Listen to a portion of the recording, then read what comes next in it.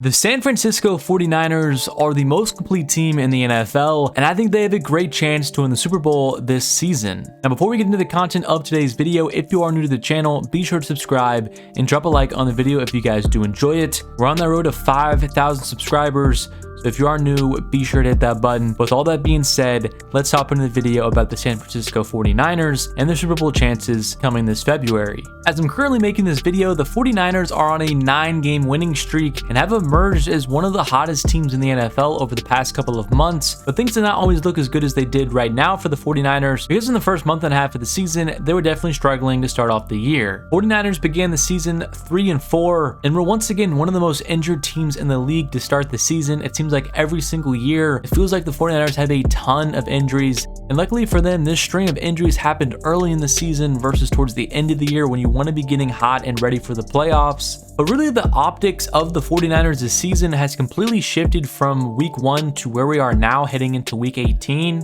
As we all know, in the 2021 NFL Draft, the 49ers used multiple first-round picks to trade up and select Trey Lance. The hope was he would be the future, he would take over for Jimmy G, who the team saw as fairly limited, and Trey Lance would be able to get them over the hump and be an elite quarterback. With only playing really one season of collegiate football and not even for a Power 5 school, the 49ers wanted to be very smart with his development and bring him along very slowly as he got accustomed to the NFL world. So he did not play a ton his rookie year. He started in 2 games for the 49ers when Jimmy G was banged up, and they also used him in some various packages just to get him on the field to gain some experience. He ended the year with 600 yards, 5 touchdowns, and 2 interceptions, but there was a lot of hope and promise for him returning and having another year of the Kyle Shanahan offense under his belt. With Trey Lance taking over the quarterback 1 spot, there then became a controversy with keeping Jimmy G on the roster, trying to find a trade partner for him. But in the end, the 49ers were not able to find a trade partner for Jimmy G before the season began,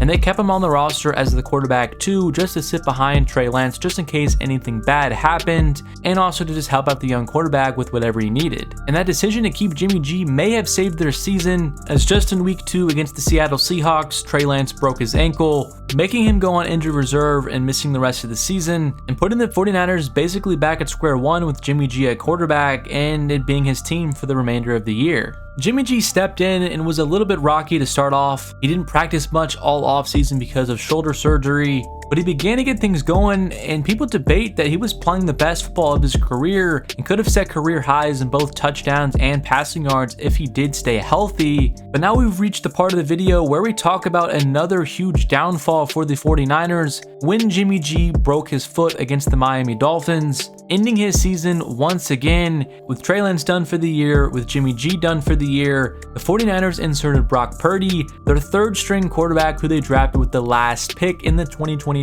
NFL Draft. Purdy was a 4-year starter at Iowa State in the Big 12. He ended his career with 81 touchdowns and 33 interceptions, along with 12,000 passing yards, so he was a fairly good college quarterback. He didn't have elite production and he does not have elite tools. He's only 6'1", 220 pounds. He does not have an elite arm. He's not super athletic, which is a big reason why he did fall to the 7th round. But the tools that he does have is perfect for the Shanahan offense. He's smart, he has good pocket presence, and he's fairly accurate with the football, and we've seen that this season with the action that Purdy has done the last several weeks. He's thrown for 10 touchdowns and only 4 interceptions, and he's good for a 101.4 quarterback rating, which is spectacular. He also won his first 4 starts, and technically his 5th if you count the Dolphins win. So this team has not skipped a beat with their 3rd string rookie quarterback in the ballgame, and many people's question is how? Well, the easiest answer to that question is just the overall talent on this 49ers roster. It is, in my estimation, the best top to bottom roster in the entire NFL. We've seen other good rosters in the NFL like the Bengals, the Bills, the Eagles, but none of those teams can match the star power that the 49ers have, as well as the depth that they have in almost every position. You get the best left tackle in football with Trent Williams. You have a very good right tackle in Mike McGlinchey. The 2 most important pieces of your offensive line are taken care of by elite players. I didn't even mention Jake Brendel on the offensive line.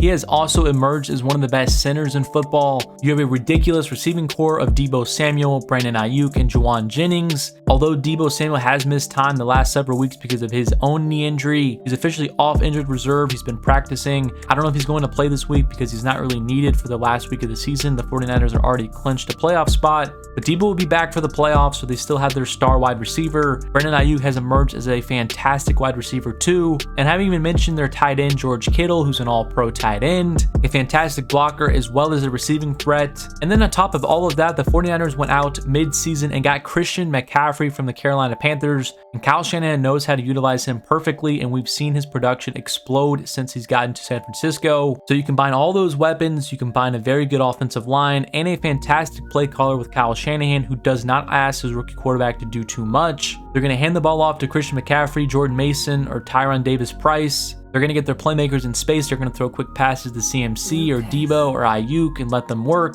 And that type of system doesn't make the quarterback think too much. It doesn't make him have to play hero ball. And that is why Purdy has been fairly successful in this offense. But all the offensive talent is not even the best part of this 49ers team. Their defense is by far the best in the NFL, and they practically have a Pro Bowler at every single unit on that defense. Nick Bosa may win Defensive Player of the Year, best defensive end in football. Pair him with Eric Armstead and Javon Kinlaw. You have a ridiculous defensive line. Then you have a linebacking core of Dre Greenlaw and Fred Warner. So they also have the best linebacker duo in the NFL. And then you combine that with Charvarius Ward, who's a Pro Bowl alternate. And then in the back end, Telonia Hufanga. The 49ers legit have a Pro Bowler at every single level of their defense, and no other team can say that in the entire NFL. Literally going through the roster, you can see the insane talent on both sides of the ball. You combine that with a great offensive play caller in Kyle Shanahan, and one of the best defensive coordinators in football in DeMeco Ryans, and there's not much more you can ask for a football team. The talent level is ridiculous. The coaching staff is insane. The only question mark on this team is their quarterback position, and it's really only because they have a third-string, 7th-round pick rookie trying to hold it down for a Super Bowl contending team. I think if Jimmy G was still healthy, or the 49ers even had an average quarterback behind center, I think a lot more people would be considering them as a lock for the Super Bowl just due to the talent that they have all across the board. But what I've seen from Brock Purdy is he's going to get the job done. He's not going to make crucial mistakes. He's just going to do his job,